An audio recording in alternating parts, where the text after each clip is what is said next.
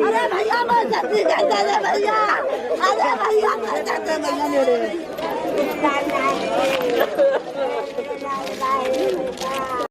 कब तक ये माँ रोती रहेगी, कब तक ये बहनें रोती रहेंगी, कब तक एक बीवी का सुहाग छिनता रहेगा, कब तक एक माँ की गोद उजड़ती रहेगी, आखिर कब तक हमारे देश के माँ बहनों को, हमारे देश के जो महिलाएं हैं उनको अपने मांग के साथ, अपने गोद के साथ, अपने भाई के साथ, अपने प्यार के साथ समझौता करना होगा, कब तक उनकी कुर्बानी देनी होगी। तो 15 मिनट मैं चाहता हूं दोस्तों कि आप मेरे साथ बने रहो। इतने घंटों बिता देते हो रील्स देखने में, अभी छुट्टियां मनाने में। 15 अगस्त का जनरली लोग इंतज़ार करते हैं कि सरकारी छुट्टियां हों ताकि हम घर पे रहें, घूमने जाएं। नई फिल्म रिलीज़ हो रही है, 3 घंटे फिल्म जाके देखें। चाहते जनरली प्लान तो यही होता है। अब फिल्म भी रिलीज़ होती है 15 अगस्त को लेके कुछ ना कुछ। तो मैं चाहता हूँ कि उतना सारा टाइम दे दो, 15 मिनट बस आप मेरी बात सुनो, विचार करो मेरी बातों पे और ज़्यादा से ज़्यादा शेयर करो। जनरली मैं अपनी वीडियो शेयर करने के लिए नहीं कहता हूँ, लेकिन मैं आज कह रहा हूँ, ठीक है? क्योंकि हम लोग अभी 78वीं वर्षगांठ मनाने जा रहे हैं अपनी आज़ादी की, है कि नहीं? और बहुत गर्व की बात है कि हमें 78 साल हो गए आज़ाद हुए अंग्रेज़ों के शासन से। लेकिन क्या आपको लगता है कि सच में हम लोग आज़ाद हुए हैं? आपको फीलिंग आती क्या सच में? हाँ, अगर आती है तो फिर भी मैं आपका भ्रम दूर करूंगा, अगर नहीं आती है तो क्यों नहीं आती इस पे भी सोचने को मजबूर करूंगा आपको। तो 15 मिनट मेरे साथ बने रहिएगा। हर साल कितने लोग शहीद होते हैं बॉर्डर्स पे, कितने लोग शहीद होते हैं, और बॉर्डर की जो जिम्मेदारी है वो हमारे सेना के हाथों में है, और हमारी वीर सेना ये ऐसी शहादतें देती रहती हैं। लेकिन ये जो सेना है, ठीक है, ये सेना किसी के कमांड पे चलती है, और वो कमांड किसका रहता है? वो कमांड उन नेताओं का रहता है जिन्हें हम चुन के भेजते हैं, रहता है ना? और उन नेताओं को हम कैसे चुन के भेजते हैं, कभी आपने ये सोचा है? जो बेसिक ग्राउंड लेवल से हम उन नेताओं को अपने यहाँ जाति देख के, जबकि बॉर्डर पे गोली चलती है ना, जाति देख के बंदूक से गोली नहीं निकलती है। बॉर्डर के उस पार से गोली आती है ना, उस पर जात का नाम नहीं लिखा रहता है कि ये गोली है जो यादव के नाम से चल के आएगी, ये गोली है जो ब्राह्मण के नाम से चल के आएगी, और ये गोली है जो शूद्र के नाम से चल के आएगी। ऐसा तो होता नहीं है ना। गोली आती है, जो बंदा का नसीब खराब होता है उसको लग जाती है, उसकी शहादत हो जाती है। तो हम वोट जाति देख के क्यों देते हैं? जब मारने वाले जाति देख के मारते नहीं, जब आशीर्वाद देने वाले हमारे ईश्वर, जिसको लेके अभी तो चल रहा है ना, बोलबम का समय भी चल रहा है। हाँ, अभी मतलब सावन है ना, तो लोग हुजूम बना के मंदिर जा रहे हैं, ठीक है? भगवान के सामने जब आशीर्वाद मांगने जाते हो तो क्या बोलते हो क्या कि मैं भैया ब्राह्मण हूँ, मेरे को स्पेशल कैटेगरी, स्पेशल कोटे से आशीर्वाद देना, या मैं पासवान हूँ, हाँ, मेरे पे स्पेशल कोटे से आशीर्वाद आना चाहिए? ऐसा कहीं होता है? यह आशीर्वाद भगवान से आता है तो कोटे के साथ आता है कि 10% उसका, 50% उसका, 2% उसका, ऐसा आशीर्वाद आपको मिलता है क्या? तो जब गोली पे जाति का नाम नहीं लिखा हुआ है, जिससे शहादत होती है हमारे वीर जवानों की, जब आशीर्वाद ईश्वर से किसी जाति विशेष धर्म से आता नहीं है कि हाँ भाई इस धर्म का है इसको ज़्यादा आशीर्वाद दो, हाँ भैया इस जाति का है इसको इतना % आशीर्वाद दो, तो फिर हम जो नेता चुन के भेजते हैं अपने ज़मीन से, ठीक है, अपने इलाके से, वो जाति देख के वो नेता क्यों चुन के भेजते हैं? सबसे पहला चीज़। दूसरा चीज़, 2000 रुपये, 500 रुपये में बिक बिक के हम लोग अपना वोट देते हैं, और हम क्या उम्मीद करते हैं कि जिनसे हम 2000 रुपये लेके वोट दे रहे हैं, ठीक है, जिनको हम अपनी जाति देख के, स्वजाति मान के वोट दे रहे हैं, ठीक है, वो ऐसा देश बनाएंगे जो हमारे सपनों का देश होगा। ऐसा कभी हो सकता है क्या? जो पहले ही बिक के जा रहे हैं, जो पहले ही इतना पैसा खर्च करके जा रहे हैं, वहां पे पहुंच रहे हैं, वो आपके सेवा के लिए पहुंच रहे हैं या अपनी सेवा करवाने के लिए? किसी भी स्वतंत्र देश के लिए, डेमोक्रेटिक कंट्री के लिए जनता ही जनार्दन है। अब आप देखो कि लाइन में कौन खड़ा होता है, वोट देने से लेके, ठीक है, पैसा निकालने तक के एटीएम के लाइन में कौन खड़ा होता है। वोट आपका अधिकार है, लेकिन आप अपने अधिकार का इस्तेमाल करने के लिए घंटों धूप में खड़े रहते हो और जाके वोट देते हो। आप रोड टैक्स देते हो, टोल टैक्स देते हो, गाड़ी उस पर चलाने के लिए खरीदते हो, उस पर टैक्स देते हो, आप एक अपना कपड़ा खरीदते हो उस पर टैक्स देते हो, उसके बाद मर मर के जो कमाते हो उस पर टैक्स देते हो, अपने कमाई पे भी टैक्स देते हो आप, ठीक है। मसाला खरीदते हो, तेल खरीदते हो, जो चीज़ अपनी चड्डी खरीदने तक पे भी आप टैक्स देते हो, ठीक है। ये सारा टैक्स क्यों किस चीज़ में इस्तेमाल होता है? सड़क निर्माण में, देश के विकास में। लेकिन आपके यहाँ के तो सड़क तक में पानी भर जाता है। कहाँ का ड्रेन सिस्टम? जब भी बारिश होती है हर शहर में एक ही न्यूज़ होता है, एक ही खबर होता है, जब तक बारिश होती है एक ही खबर कि भैया पूरा शहर, पूरा भारत में हर जगह मतलब तबाही मचाया हुआ है बाढ़ ने। जब सूखा का मौसम आता है तो एक ही न्यूज़ होता है कि हर जगह सूखा पड़ा हुआ है। जब ठंड का मौसम आता है तो एक ही न्यूज़ होता है कि ठंड से लोग मर रहे हैं। तो आपका ये जो टैक्स है, ये टैक्स का पैसा जा कहाँ रहा है? कभी आप सोचे हो कि ये इतना जो आप टैक्स भरते हो वो टैक्स कहाँ, वो ये सारा पैसा कहाँ जा रहा है? तबकि टैक्स हालांकि बहुत भारतीय प्रतिशत में बहुत कम लोग भरते हैं, लेकिन ये सारा टैक्स का पैसा उन पे खर्च होता है जो टैक्स चोर है, ठीक है। जिन्होंने अपना झूठा बीपीएल कार्ड बनवाया हुआ है, जिन्होंने अपना झूठा आयुष्मान कार्ड बनवाया हुआ है, ये सारा टैक्स का पैसा उनके ऊपर खर्च हो जाता है। बाकी किसी किसी योजनाओं में खर्च होता है, उसका टेंडर भी किन लोगों को मिलता है वो आप जानते हो, और उस टेंडर का जो हिस्सा है पैसे का वो किस में बंटता है ये भी आप जानते हो। तो आप लाइन में आप खड़े होते हो, चाहे वो किसी भी चीज़ की लाइन हो। कभी आपने देखा है पुलिस आपके सेवा के लिए है, लेकिन पीटती पुलिस किसको है? आम जनता को। कभी देखा है पुलिस को किसी मंत्री को पीटते हुए? कभी देखा है? नहीं होगा ऐसा। पुलिस किसको पीटते? हम पुलिस है हमारी सुरक्षा की, आम जनता के सुरक्षा के लिए पुलिस बनी है, ठीक। लेकिन ये पुलिस पीटती कौन है? अभी हाल में ही शिक्षकों को पीट रही है पटना में, ठीक है।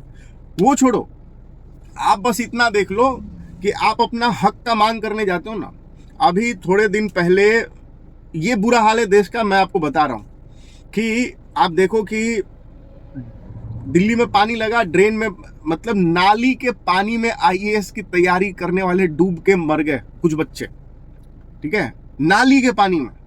ये कितने बड़े शर्म की बात है। और इस पे हो क्या रहा है? लिपापोती। वो मतलब एक बंदा जो कल ब्यूरोक्रेसी में जाएगा उसकी तैयारी कर रहा है, वो बंदा, देश में ये हालचाल है कि वो मतलब नाली का, मतलब ड्रेन खराब होने से, एक तरह का नाली का ही पानी था ना वो, बारिश का पानी जो नाली में बहना चाहिए था वो ना बह के ड्रेन खराब होने किसी भी वजह से, एक तरह से वो नाली का, ड्रेन का पानी था जिसमें डूब के उनकी मृत्यु हो गई। सब पार्टियों ने एक दूसरे के ऊपर फेंका, किसी ने जिम्मेदारी न ली। जिनके पास पिछले मतलब आज से करीबन कुछ साल पहले जिनके पास सत्ता थी, न उन्होंने इसका जिम्मा लिया, न जो सत्ता में है उन्होंने जिम्मा लिया, न जो अधिकारी उसमें इन्वॉल्व हैं उसमें उन्होंने किसी ने भी जिम्मा न लिया। सब एक दूसरे पे पोत पात के बस समय काटते रहे कि जो आईएएस की तैयारी करने वाले धरना दे रहे हैं वो कुछ दिन धरना देंगे, ठीक है, कुछ दिन, उसके बाद अपने चले जाएंगे घर। आखिरकार हुआ भी यही, सारा धरना, न्यूज़ चैनल वाले वहाँ से हट गए, सारा धरना खत्म। 2-3 दिन खूब चला, मरने के जो लोग मरे, जो विद्यार्थी मरे, वो मरने के 1-2 दिन तक चला ये न्यूज़। उसके बाद सारा न्यूज़ खत्म, धरना खत्म। अब उसका कोई मतलब नहीं, जो मरे अब उनके परिवार वाले झेलते रहे। और तो और मुंह बंद करने के लिए सुना कि 10-10 लाख मिल भी गया, तो 10-10 लाख एक तरह से सहानुभूति राशि मिला, तो भैया वो लोग भी अब चुप हो जाएंगे, घर वाले भी, तो दूसरे को क्या मतलब। फिर ये मंडी उसी तरह से चलती रहेगी, आज तक भी उसी तरह से चलती आई है। तो मेरा सवाल ये है कि आईएएस की तैयारी करने में मरता भी आम जनता है। कभी देखा है किसी मंत्री का बेटा जो आईएएस की तैयारी कर रहा हो, या बेटी या बच्चे कोई भी, वो ऐसे नाली के पानी में डूब के मरे हो? नहीं ना मरे। आम जनता जो गांव से उठ के जाती है अपने भविष्य को संवारने के लिए, हाँ, वो लोग जो कष्ट से तैयारी करते हैं, अपने पैसा बचाने के लिए किसी तरह से रहते हैं, किसी तरह से खाते हैं, कम पैसे में किसी तरह से अरेंजमेंट करके अपना जीवन चलाते हैं ताकि मेरा भविष्य सुधर जाए, एक बार मैं एग्जाम पास कर जाऊं, तो वैसे ही लोग नाली में डूब के मर जाते हैं। लेकिन मरते हैं उनका कारण भी वही लोग हैं कि जब वो कल को एग्जाम पास करके उस ब्यूरोक्रेसी में आ जाएंगे तो वो अपना काम ढंग से नहीं करेंगे, फिर वो भी उसी तरह लिपा पोती करने लग जाएंगे उन्हीं पॉलिटिकल पार्टी के साथ मिलके, जो कि हो रहा है, जो कि होता है। हमारे देश का अब आंतरिक प्रॉब्लम बनता जा रहा है और वो प्रॉब्लम है रेप। हाल ही में कोलकाता में एक महिला डॉक्टर से रेप किया गया जिनका नाम था मौमिता, डॉक्टर मौमिता। हर जगह कैंडल मार्च हो रहा है, हर जगह प्रदर्शन हो रहा है, हड़ताल हो रहा है, लेकिन आप एक सवाल बताओ दोस्तों कि क्या ये हड़ताल ऐसा ही निर्भया के समय नहीं हुआ था? कुछ साल पहले की ही बात है। इसी तरह का कैंडल मार्च देश में हर जगह निकला था और उसके बाद लग रहा था कि अब स्थिति सुधर जाएगी। और उस दौरान मैंने एक वीडियो भी डाला था यूट्यूब पे, आप देख सकते हैं, मैं लिंक डाल दूंगा डिस्क्रिप्शन में। तो लोगों को उस समय लग रहा था कि कोई चमत्कार होने वाला है, अब इसके बाद तो रेप नहीं होगा। लेकिन ये क्या आज का प्रॉब्लम है? क्या रंगा बिल्ला केस लोग भूल गए? उस समय लोग इस तरह सड़कों पे नहीं उतरे थे। क्या प्रियंका रेड्डी, डॉक्टर प्रियंका रेड्डी जो हैदराबाद का केस था, कुछ ही साल पहले की बात है, क्या वो भूल गए? क्या प्रियदर्शनी माटू का केस भूल गए? क्या हम लोग हाथरस का केस भूल गए? क्या उन्नाव का केस भूल गए? हर वक्त ये जब भी ऐसी केस, एक सोनम का केस हुआ था दिल्ली में, क्या वो भूल गए? क्या हम लोग हर बार हम लोगों के यहाँ ऐसे केसेस होते रहते हैं।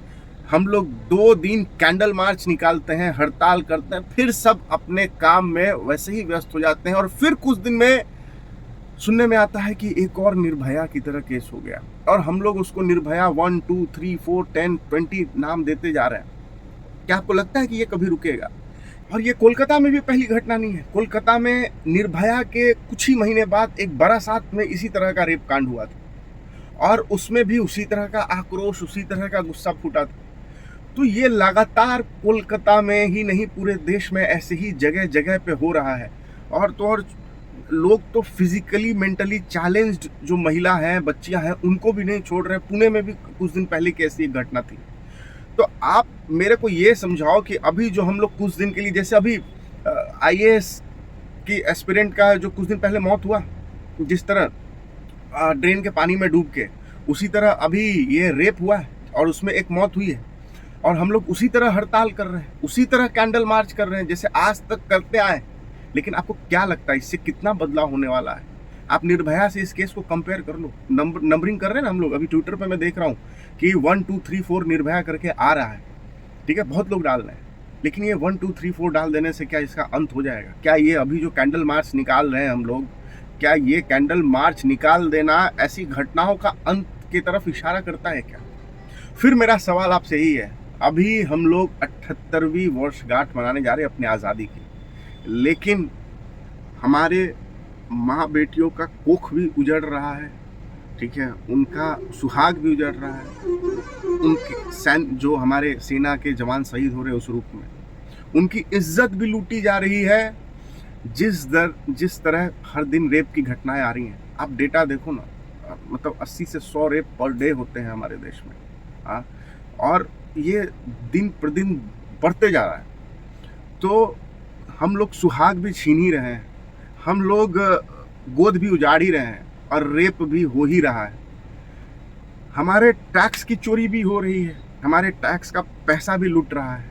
हमें अपने हक की लड़ाई अगर लड़ने जा रहे हैं तो हमें लाठियों डंडों से पीटा जा रहा है, वो भी उस पुलिस के द्वारा जो पुलिस हमारी सुरक्षा के लिए है। अपराध दिन पे दिन बढ़ते ही जा रहे हैं हमारे देश में, हर तरह के अपराध।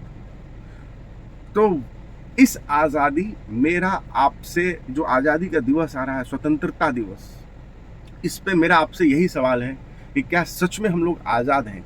क्या हम सच में हम लोग स्वतंत्र हो गए हैं क्या? या ऐसा हुआ है कि सिर्फ समय के अनुसार जो शासन है वो बदलता गया है, आम जनता वही थी, उसी तरह झेल रही है परिस्थितियों को, जो परिस्थिति आज से सैकड़ों साल पहले अंग्रेजों के शासन में थे, उससे भी सैकड़ों साल पहले मुगल के शासन में थे, उससे भी सैकड़ों साल पहले जो रीजनल लड़ाई थी उसके शासन में थे। क्या बदलाव है? इस 78वीं स्वतंत्रता दिवस पे क्या बदलाव आया है हमारे देश में और किस तरह हम स्वतंत्र हुए हैं और क्यों हम ये स्वतंत्रता दिवस मनाने जा रहे हैं? ये थोड़ा हमें सोच के और जवाब लिख के भेजिएगा और ये वीडियो सब तक पहुंचाइएगा। पूरे देश से मेरे को जवाब चाहिए इस बात पे। और दूसरे पार्ट में भी मैं आगे जो एक और बहुत सीरियस मुद्दा है उस पर दूसरे पार्ट में मैं आपसे बात करूंगा, तो वो भी ज़रूर देखिएगा। जय हिंद दोस्तों।